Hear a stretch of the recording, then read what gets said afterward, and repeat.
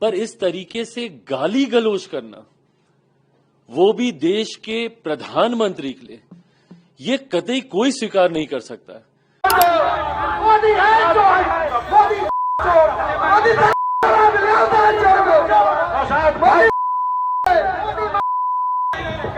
भाई मेरे प्रधानमंत्री हैं वो, हमारे देश के प्रधानमंत्री हैं वो। अगर आपको उनके किसी विषय को लेकर ऐतराज भी है तो आप अपने पक्ष को रखिए ना, पर मर्यादित होकर उस पक्ष को रखिए।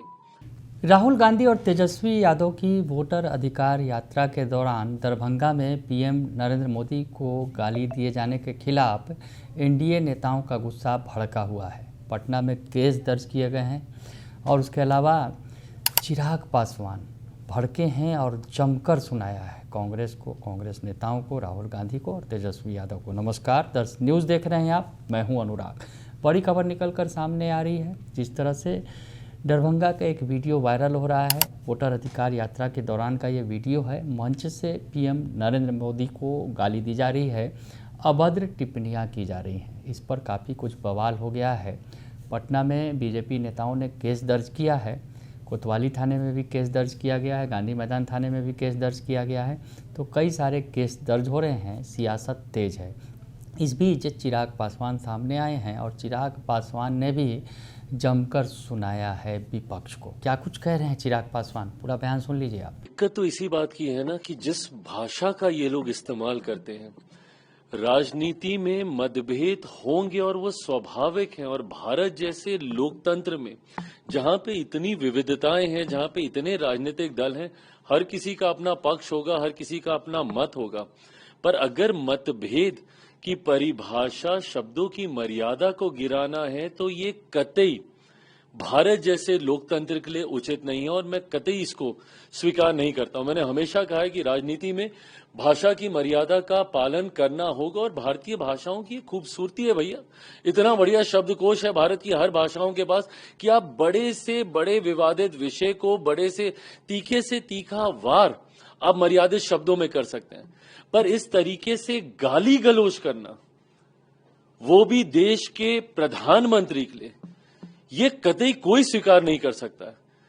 भाई मेरे प्रधानमंत्री हैं वो, हमारे देश के प्रधानमंत्री हैं वो। अगर आपको उनके किसी विषय को लेकर ऐतराज भी है तो आप अपने पक्ष को रखिए ना, पर मर्यादित होकर उस पक्ष को रखिए। आप हमारी नीतियों को लेकर हमें घेरने का काम कीजिए, आप हमारे कार्यों को लेकर हमें घेरने का काम कीजिए, पर यह कौन सी परंपरा की शुरुआत है कि आप गाली गलौज करेंगे? इसको कतई कहीं नहीं स्वीकार किया जा सकता। और कांग्रेस जैसी पार्टी जो कि देश की सबसे पुरानी पार्टियों में से एक है, कांग्रेस जैसी पार्टियों के रहते हुए इस तरीके की भाषा का इस्तेमाल किया जा रहा है। और किस तरीके का गाली गलौज, मतलब ये गली में नुक्कड़ के गुंडे ऐसी भाषा का इस्तेमाल नहीं करते।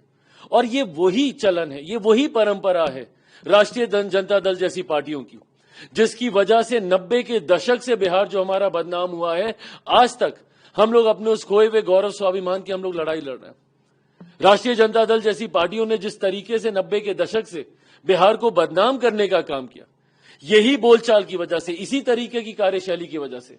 सोचिए, ये इनके कार्यकर्ता हैं जो प्रधानमंत्री के लिए मां बहन की गालियों का इस्तेमाल कर रहे हैं। ये कार्यकर्ता हैं कि ये गुंडे हैं आपके भैया।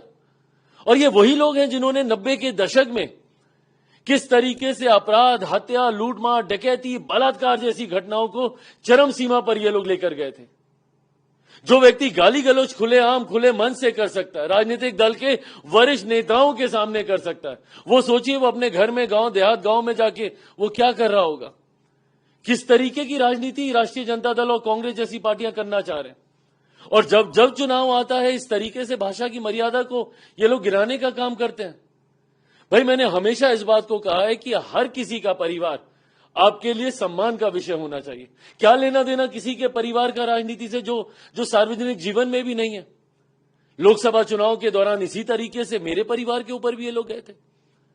आज मुझे बताइए, जो लोग सार्वजनिक जीवन में नहीं है, आप उनके बारे में इतनी आपत्तिजनक टिप्पणी आप कर रहे हैं। अब बोले ना प्रधानमंत्री जी को, भाई हम लोग जवाब देंगे, प्रधानमंत्री जी जवाब देंगे। पूछे उनके ऊपर, उनकी कार्यशैली को लेकर, उनकी नीतियों को लेकर एक एक विषय का स्पष्टीकरण हम लोग देंगे।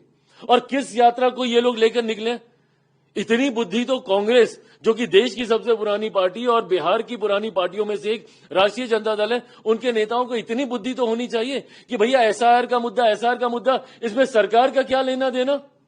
केंद्र सरकार ना 3 में ना 13 में, आपने बार बार आपत्ति दर्ज कराई चुनाव आयोग के सामने जाकर। आप बार बार वहां पे गुहार लगा रहे थे कि भैया ये वोटर लिस्ट में धांधली हो रही है, वोटर लिस्ट में धांधली हो रही है। आपकी शिकायत के ऊपर उसका निवारण करने के लिए चुनाव आयोग ने एक प्रक्रिया का इस्तेमाल किया। इसमें केंद्र सरकार कहां से आ रही है भाई?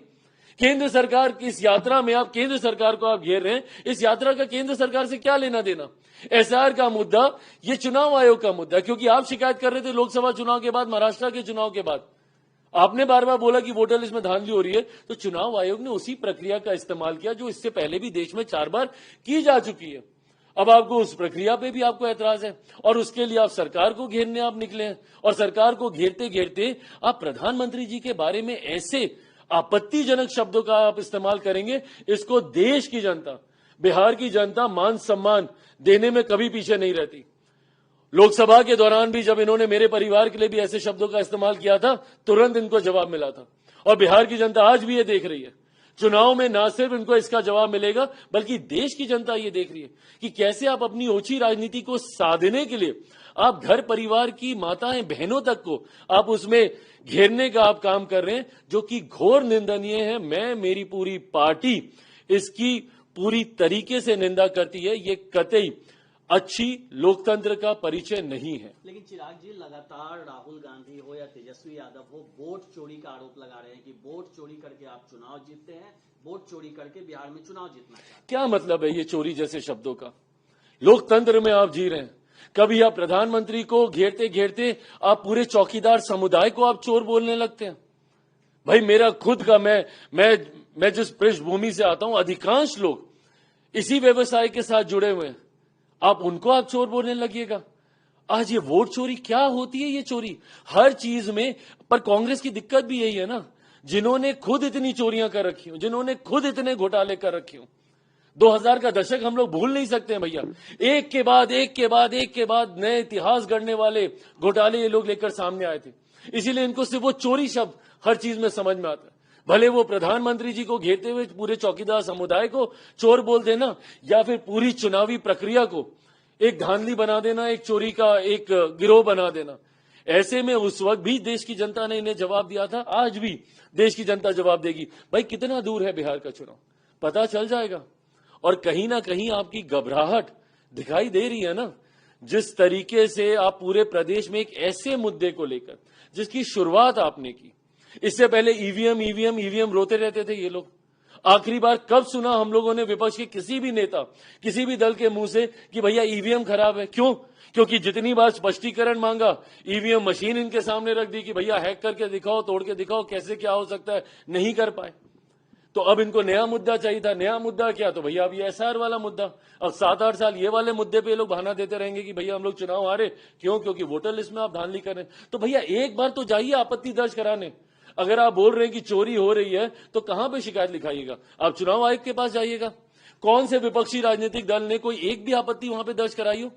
अगर आपके पास इतने ही प्रमाण है, आपने कर्नाटका का आपने दिखाया ना उस दिन, वो पूरा वो पावर पॉइंट प्रेजेंटेशन इन्होंने पेश किया था।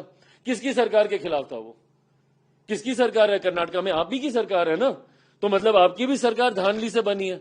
तो ना आपको अपनी बनी सरकार पे भरोसा, ना आपको हम लोग की बनी सरकार पे भरोसा है। तो अगर आपको चुनाव प्रक्रिया पे, चुनाव प्रणाली पे आपको भरोसा ही नहीं है, किसी भी संवैधानिक संस्था, संवैधानिक पद पर बैठे व्यक्ति का अगर आप समर्थन ही नहीं करेंगे, अगर आपको उस पर विश्वास ही नहीं रहेगा, तो आप अराजकता की तरफ आप देश को लेके जाना चाह रहे हैं। और ये अराजकता की शुरुआत है। अराजकता में ही ऐसा होता है, गाली गलौज जैसा माहौल बना देना, उत्पाद खड़ा कर देना, हंगामा खड़ा कर देना, यह अराजकता वाला माहौल है। पर जब तक मेरे प्रधानमंत्री हैं, इनकी ये मंशा कतई पूरी नहीं होगी। तो चिराग पासवान भारी गुस्से में दिख रहे हैं। चिराग पासवान खुद को पीएम नरेंद्र मोदी का हनुमान बताते हैं। राम के साथ इस तरह से व्यवहार किया गया है, उनके राम के साथ। तो ऐसे में चिराग पासवान का गुस्सा जो है वो 7वें आसमान पर है। विपक्ष को खूब खरी खोटी सुना रहे हैं और कह रहे हैं कि सियासत में इस तरह का चीज़ों का स्थान नहीं है। किसी का भी आपको विरोध करना है तो सभ्य तरीके से विरोध करना चाहिए, न कि गाली गलौज से। तो चिराग पासवान भारी गुस्से में हैं। बने रहिए दर्शन न्यूज़ के साथ, तमाम खबरों से आपको अपडेट रखेंगे। फिलहाल के लिए इतना ही, धन्यवाद।